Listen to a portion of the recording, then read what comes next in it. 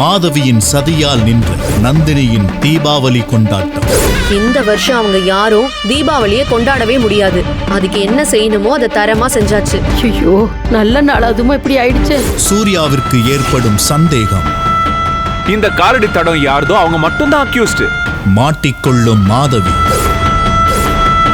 கோபத்தில் எரிமலையாய் வெடிக்கும் சூர்யா. நான் மட்டும் தான் பண்ணேன். இதுல வேற யாருக்கு சம்மந்தம் இல்லை, நான் மட்டும் தான் பண்ணேன். நீங்களாம் ஒரு மனுஷனா? ஏன் புருஷன் மேலே கை வைப்பியா? ஏற்படும் கைகலப்பு. அதிர்ச்சியில் சுந்தரவல்லி. நம்ம வீட்டுக்கே போயிடலாம்டா, நீ கிளம்புடா. நந்தினி எடுக்க போகும் முடிவு என்ன?